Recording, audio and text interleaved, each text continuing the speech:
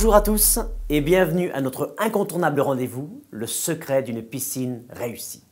Le mag qui vous explique tout ce que vous avez toujours voulu savoir sur les piscines, sans jamais oser le demander. Vous êtes l'heureux propriétaire d'une piscine, vous projetez d'en faire construire une dans votre jardin. C'est à vous que cette émission s'adresse. Notre thème d'aujourd'hui, comment choisir son robot nettoyeur. Un sujet qui décape. Garder votre piscine propre est essentiel non seulement pour votre agrément et votre bien-être, mais aussi pour la qualité de votre eau. Un entretien régulier du bassin s'impose. Alors bien sûr, on peut toujours effectuer cette tâche manuellement à l'aide d'un balai aspirant branché sur la fameuse prise balai. C'est efficace, économique, mais très pénible à la longue. Surtout qu'aujourd'hui, en fonction de votre budget, de la taille de votre bassin et de son revêtement, vous disposez d'un large choix de robots nettoyeurs pour vous dispenser de cette corvée fastidieuse. Ils se répartissent en 3 grandes familles. Première famille, les robots à aspiration. Leur mise en œuvre est particulièrement simple. Il suffit de se brancher sur la prise balai aspirante ou sur le skimmer. Grâce à la puissance de la pompe, le robot peut aspirer les débris qui sont ensuite recueillis par le filtre de la piscine. On veillera donc à le contrôler très régulièrement. Comment ça marche? Les robots aspiration sont dépourvus de moteur. C'est la pompe de filtration qui met tout en mouvement. En aspirant l'eau, elle permet au robot de remplir 3 fonctions. Nettoyer, se déplacer et éventuellement se diriger. Il existe 2 sortes de robots aspiration. Les robots à jupe. Vous en avez certainement déjà vu.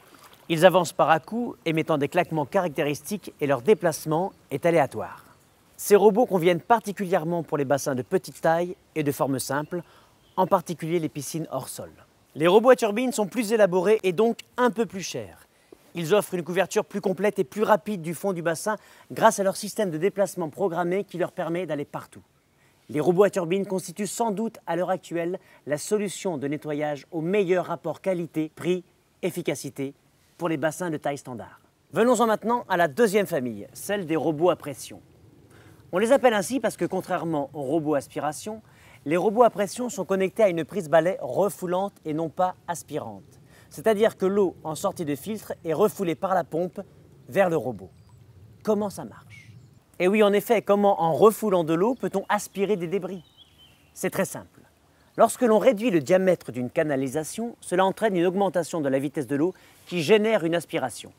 On appelle ça l'effet Venturi. C'est cet effet qui est mis en œuvre à l'intérieur des robots à pression. Grâce à l'aspiration, le robot va donc pouvoir nettoyer le bassin à la manière d'un aspirateur.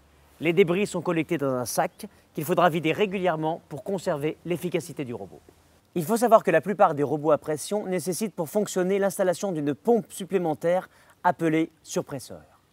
Quant au principe de déplacement, il est similaire à celui des robots à turbine et garantit une très bonne couverture du bassin.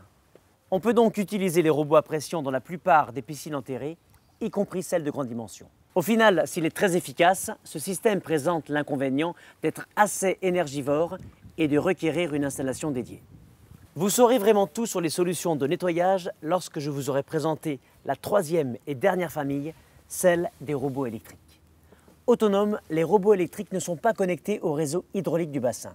On les branche simplement sur une prise électrique. Ils sont équipés d'un ou plusieurs moteurs fonctionnant en basse tension et ne présentent donc aucun danger pour l'utilisateur. Comment ça marche? Le robot est muni d'une turbine qui aspire l'eau à travers des panneaux filtrants qui retiennent les débris. L'eau ainsi filtrée est rejetée directement dans le bassin. En termes de déplacement, le robot électrique offre des performances supérieures avec une excellente couverture du bassin, certains modèles étant même programmables. Même si leur prix reste parfois un peu élevé, les robots électriques présentent un triple avantage. Une mise en œuvre simple, il suffit de les immerger dans le bassin. Un entretien facile, il faut juste nettoyer les panneaux filtrants. Et enfin, une faible consommation énergétique. Utilisables dans tout type de configuration, les robots électriques sont particulièrement recommandés pour les bassins de grande dimension ou de forme compliquée. Ils présentent en outre l'avantage de nettoyer les parois. La paresse dirige-t-elle le monde? Je serais tenté de dire oui, tant la question des robots suscite de questionnements.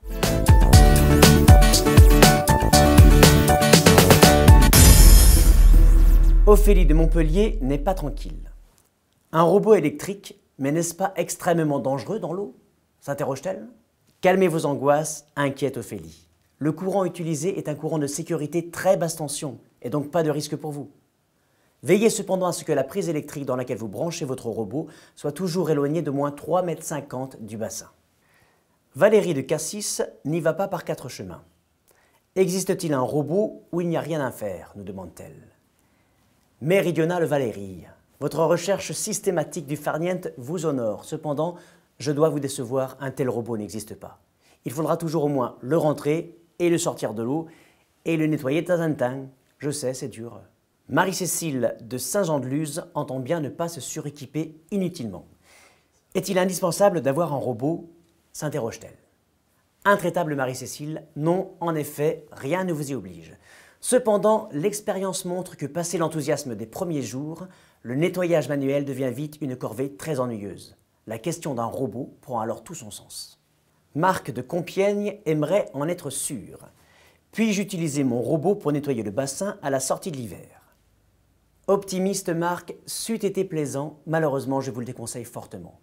Le premier nettoyage avant la saison doit être fait manuellement sous peine d'encrasser votre robot qui est prévu pour assurer l'entretien courant et non pas le grand nettoyage de printemps. Jean-Luc de Saint-Étienne est rongé d'incertitude. Puis-je me baigner pendant que le robot fonctionne ? Excellente question, précautionneux Jean-Luc. Quel que soit votre robot, vous ne devez jamais vous baigner lorsqu'il est en action. C'est une consigne de sécurité élémentaire, mon cher Jean-Luc. Fabienne de Montluçon, j'ai beau utiliser mon robot à intervalles réguliers, les traces de ma ligne d'eau ne s'effacent pas. Que dois-je faire ? S'agace Fabienne de Montluçon. Impétueuse Fabienne, aucun robot ne nettoiera parfaitement la ligne d'eau. Faites appel à la magie, tout simplement. Car il existe bel et bien des produits spéciaux et des éponges magiques prévues à cet effet. Pourquoi s'en priver ?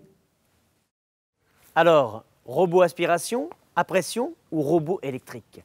Quel que soit votre choix en matière de robot nettoyeur, Hayward, numéro 1 mondial des systèmes de filtration et des équipements de confort, vous propose le meilleur de chaque technologie pour faire rimer plaisir de la baignade avec économie et respect de l'environnement. Retrouvez la description complète des produits Hayward, les analyses, les conseils et les questions de saison sur www.hayward.fr. Au revoir à tous et à bientôt pour partager avec nous les secrets d'une piscine réussie. Salut les baigneurs! Allez le robot, allez, on sort maintenant. Allez, viens, ça suffit, assez baigné, hein, viens.